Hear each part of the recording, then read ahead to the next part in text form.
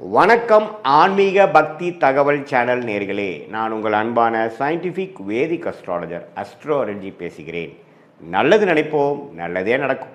ராசிக்காரர்களுக்கு மே 2026 எத்தகைய ஒரு பலாபலன்கள் நிறைந்த ஒரு மாதமாக இருக்க போகுதுங்கிறது சயின்டிஃபிக் வேதிக் அஸ்ட்ராலஜி முறையில் எதையும் நம்ம மிகைப்படுத்தாமல் உள்ளது உள்ளவாறு பரிகாரங்கள் அது மாதிரி மூட நம்பிக்கையில் போகாமல் ஒரு கிரகமும் ஒரு இடத்துல இருக்கும் பொழுது எது மாதிரி தாக்கத்தை கொடுக்க போகுதுங்கிறது நம்மளுடைய 18 வருஷம் அனுபவத்தை யூஸ் பண்ணி நம்ம சயின்டிஃபிக் வேதிக் அஸ்ட்ராலஜி முறையில் ஒளி சார்ந்த அந்த கர்ம வினையை கழிக்கக்கூடிய அந்த அமைப்பு துலாம் ராசிக்காரர்களுக்கு மே 2020 எப்படி இருக்க போகுதுங்கிற பொது பலன் பார்க்க போகிறோம். இப்போ பாருங்கள், துலாம் ராசிக்காரர்களுடைய அதிபதியாகிய துலாம் ராசியோட அதிபதியாகிய சுக்கிரன் பார்த்திங்கன்னா ராசியவே மே முதல் 2 வாரம் பார்த்து 8ஆம் இடத்துல ஆட்சி பலம் பெற்றுகிறார். மே 15க்கு அப்புறம் அது ஒரு நல்ல விஷயந்தான். வரவேண்டிய வரவுகள், ஷேர் மார்க்கெட் போட்ட இன்வெஸ்ட்மெண்ட் மூலமாக, கணவனாக இருந்தால் மனைவி, மனைவியாக இருந்தால் கணவர், பங்குதாரர் மூலமாக வரக்கூடிய சில லாபங்கள் அதெல்லாம் கொடுக்கக்கூடிய அமைப்பு இருக்குது. துலாம் ராசிக்காரர்கள் கொஞ்சம் நல்ல லாபங்கள் வரக்கூடிய அமைப்புகள், பிரச்சனை இல்லாத அமைப்புகளாக இருக்குது. இதுவரை செவ்வாய் 6ஆம் இடத்துலேருந்து சில பிரச்சனைகள், உடல் உபாதைகள், சனியோடு சேர்ந்து பிரச்சனை கொடுத்துட்டு இருந்த செவ்வாய் 7ஆம் இடத்துக்கு வருகிறார். ஸோ அதனால் கொஞ்சம் உடல் உபாதைகளால் பாதிக்கப்பட்ட சீனியர் சிட்டிசன் துலாம் ராசிக்காரர்களுக்கெல்லாம் கொஞ்சம் நிவர்த்தி வரக்கூடிய, உடல் ரீதியான சில தொந்தரவுகளிலிருந்து மீண்டு வரக்கூடிய அமைப்பு கண்டிப்பாக துலாம் ராசிக்காரர்களுக்கு இருக்குது. அது நம்ம தெரிஞ்சுக்கணும். அடுத்தபடியாக பார்த்தீங்கன்னா புதன் 7ஆம் இடத்துலேருந்து ராசியை பார்த்துட்டு இருந்த புதன் இப்போது 8ஆம் இடத்துல போய் சுக்கிரனோட வீட்டில் சுக்கிரனோட சேருவது அருமை. ஸோ எகெயின் சில வெளிநாடு பிரயாணங்கள், தொழிலில் வரக்கூடிய லாபங்கள், பங்குதாரர் மூலமாக வரக்கூடிய லாபங்கள், ஷேர் மார்க்கெட்டில் உள்ள லாபங்கள், அதெல்லாம் கொஞ்சம் நல்ல விஷயங்கள் இருக்குது. அதே சமயத்தில் கல்யாண விஷயங்கள், வண்டி வாகனம், சுப விஷயங்கள் எல்லாமே நடக்கக்கூடிய அமைப்பு கட்டாயம் துலாம் ராசிக்காரர்களுக்கு இருக்குது. ஸோ சூரியனும் பார்த்திங்கன்னா 7ஆம் இடத்துல உச்சம் பெற்று ராசியை 7ஆம் இடத்துல இருந்தது பார்த்திங்கன்னா 8ஆம் இடத்துல மாறுறார். ஸோ அதுவும் ஒரு அருமையான அமைப்பு. ஸோ இது மூலமாக என்ன தெரியுதுன்னா இடமாற்றங்கள் உண்டு, சுப முதலீடுகள் உண்டு, வரவுகள் உண்டு, சில நிதி நிலைமைகள், பணம் போக்குவரத்து, வரவேண்டிய பணம் நமக்கு வரக்கூடிய அமைப்பு அதெல்லாமே கொஞ்சம் நன்றாக இருக்குதுன்னு சொல்லலாம். மீடியா துறையில் இருக்கிறவங்க, கலைத்துறையில் இருக்கிறவங்களுக்கெல்லாம் நல்ல ரெகக்னிஷன் கிடைக்கும். குரு 9ஆம் இடத்துலேயே பாகிஸ்தானத்தில் இருக்கிறார், சனி 6ஆம் இடத்துல இருக்கிறார், ராகு 5ல் இருக்கார், கேது 11ஆம் இருக்கிறார். ஸோ இதில் எல்லாமே பார்த்தீங்கன்னா இப்போ எப்படி ஒரு மாதிரி அமைப்பு இருக்குன்னா, துலாம் ராசிக்காரர்களுக்கு 2026 மே மாதம் ஓரளவுக்கு இதுவரை சில விஷயங்கள் எதிர்பார்த்து நடக்காமல் இருக்கக்கூடிய விஷயங்கள்லாம் துலாம் ராசிக்காரர்களுக்கு கொஞ்சம் மெல்ல நாம் நினச்சது ஒன்று வேறு மாதிரி நடந்துருச்சு. ஆனால் இருந்தாலும் பரவாயில்லைங்கிற மாதிரி சில பெனிஃபிட்ஸ் உண்டு. தங்கம், சில பேர்லாம் பார்த்திங்கன்னா தங்கம் வாங்குகிற இல்லத்தரசிகள்லாம் தங்கம் கொஞ்சம் வாங்குறது, நகை கொஞ்சம் பண்ணிக்கிறது, ஷேர் மார்க்கெட் மூலமாக கொஞ்சம் ரிட்டர்ன்ஸ் எடுக்கிறது, கொஞ்சம் ஒரு சொத்தை கொடுத்து நல்ல லாபம் பெறுவது, மாமனார் மூலமாக சில சொத்துக்கள் வருகிறது, அது மாதிரி சில விஷயங்கள்லாம் பாசிட்டிவாக வரக்கூடிய அமைப்புகள் இருக்குது. அதுக்கு தகுந்த மாதிரி இந்த சாப்புக்குச்சிகள் போகும்பொழுது ஸோ பொதுவாக பார்க்கும் பொழுது துலாம் ராசிக்காரர்களுக்கு ராசி அதிபதியும் 8ஆம் இடத்துல இருக்கிறனாலையும், ராஜயோகாதிபதியும் 8ஆம் இடத்துக்கு போகிறனாலையும் மறைமுகமான சில விஷயங்கள் தான் வருமே ஒழிய நேர்த்தியாக நீங்கள் முடிவெடுக்கும் பொழுது தொழில் மூலமாகவோ அதிலெல்லாம் ஒரு மாதிரி தான் இருக்கும். ஆனால் செகண்ட் இன்கம் கொஞ்சம் ஜென்ரேட் ஆகும். கமிஷன்ஸ், புரோக்கரேஜ், அது மாதிரி சில விஷயங்கள்லாம் நல்லா வரும்.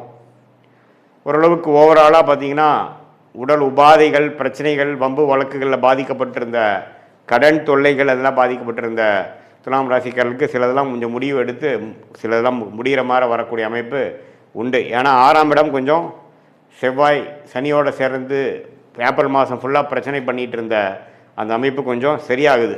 ஸோ அதனால் துலாம் ராசிக்காரர்களுக்கு கொஞ்சம் இதுவரை ஒரு மாதிரியான அமைப்பாக ஏப்ரல் மாதம் முழுவதும் இருந்தவங்களுக்கு சில பெனிஃபிட்ஸ், சில வாய்ப்புகள், சில வேலை வாய்ப்புகள், சில மாற்றங்கள், சில ஹோப் கிடைக்கக்கூடிய அமைப்புகள் கண்டிப்பாக இருக்குது. அதை நீங்கள் 2 கையால் பிடிச்சி அதில் மூலமாக வாழ்க்கையில் கொஞ்சம் அடுத்த லெவல் போகக்கூடிய. ஏன்னா குரு பயிற்சி பார்த்திங்கன்னா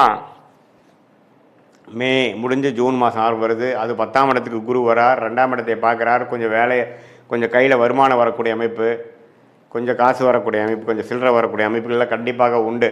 ஸோ அதுக்கு வேணுங்கிற ஒரு ஃபவுண்டேஷனான விஷயங்கள்லாம் பார்த்திங்கன்னா மே மாதம் 2026 குறிப்பாக செகண்ட் ஆஃப் துலாம் ராசிக்காரருக்கு கொஞ்சம் பாசிட்டிவாக அமையக்கூடிய அமைப்புகள் இருக்குதுங்கிறது நீங்கள் தெரிஞ்சுக்கணும்.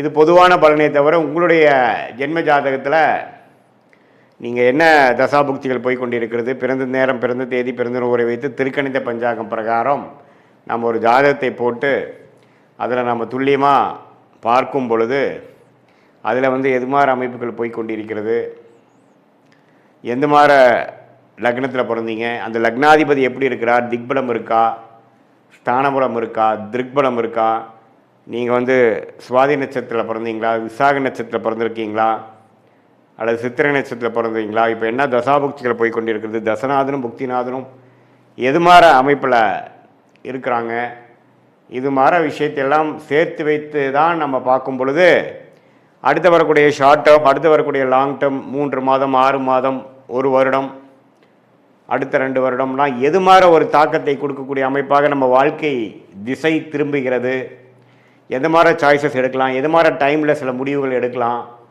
எந்த நேரம் எப்படி நம்ம காட்டுது, டிரான்சிஷன் பீரியட் எப்படி இருக்குது, நமக்கு வெளிநாடா உள்நாடா, அரசு உத்தியோகமா, வேலை, கார்ப்பரேட், ப்ரைவேட் செக்டாரா, தொழிலா, எது மாதிரி படிப்பு படிக்கலாம் நம்மளுடைய குழந்தைகள், எது மாதிரி விஷயங்கள் நமக்கு திருமண விஷயங்கள் எப்போ காட்டுது, எப்போ சுப விஷயங்கள் நடக்குது, திருமணத்தை எதிர்பார்க்குறவங்களுக்கு எந்த மாதிரி டைமில் அமைப்பு வருது, நமக்கு லேட் மேரேஜா ஏர்லி மேரேஜா, குழந்தை பேர் எதிர்பார்க்குறவங்களுக்கு எப்போ எப்படி வருது, எப்போ நம்ம ட்ரீட்மெண்ட்டு போகலாம், ட்ரீட்மெண்ட் தேவைப்படுதா, அதே மாதிரி எப்போ கடன் அடையும், எப்போ பிரச்சனையிலேருந்து மீண்டு வருவோம், எப்போ நம்ம வீடு வண்டி வாகனம் வாங்குவோம், வாழ்க்கையில் தேவையான ஒரு அத்தியாவசிய விஷயங்களுக்கும் இந்திய வேத ஜோதிடத்திலான அடிப்படையான அறிவியல் சார்ந்த ஒரு சாஸ்திரமாகிய சயின்டிஃபிக் வேதிக் அஸ்ட்ராலஜி முறையில் துல்லியமாக பலன்கள் எடுத்து அடுத்தடுத்து வரக்கூடிய காலகட்டங்களை பிரித்து பார்த்து நம்மளுடைய கர்மா என்ன சொல்லுது,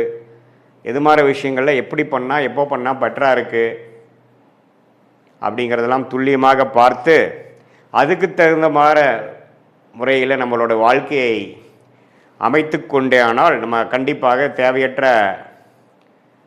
பொருள் விரயங்கள், தேவையற்ற சமய விரயங்களை தவிர்த்து எதிர்நீச்சல் போடாமல் வாழ்க்கையில் எளிதில் நம்மளால் வெற்றி பெற முடியும். அது மூலமாக நல்ல பலாபலன்களை நம்மளால் ஃபேஸ் பண்ணி தேவையற்ற மன கசப்புகள், விரக்திகள், தோல்விகளை தவிர்த்து அந்தந்த நேரத்தில் அந்தந்த விஷயங்கள் பொறுமையாக செய்து வாழ்க்கையில் எளிதில் நம்மளால் நம்மளுடைய கர்மாவின் பிராப்தங்கள் என்ன, தோஷங்கள் என்ன, யோகமான பிளானட்ஸ் என்னவாக இருக்குது, எந்த நேரம் வரைக்கும் நம்ம காத்து கொண்டு இருக்கணும், எப்போ நம்ம வேகமாக போகணும் அப்படிங்கிறதுலாம் சயின்டிஃபிக் வேதிக் அஸ்ட்ராலஜி முறையில் அந்த ஒளி தத்துவம், எது மாதிரி ஒளி கொடுக்கக்கூடிய கிரகமாகிய குரு, சுக்கிரன், பௌர்ணமி, சந்திரன், இதெல்லாம் நம்மளோட ஜாதகத்தில் எந்த நேரத்தில் செயல்படுகிறது, எப்போ வரைக்கும் காத்திருந்து நம்ம செயல்படலாம் அப்படிங்கிறதை தெரிந்து நம்ம செயல்படும் பொழுது வாழ்க்கையில் எளிதில் வெற்றி பெற முடியும் என்று சொல்ல விரும்புகிறேன்.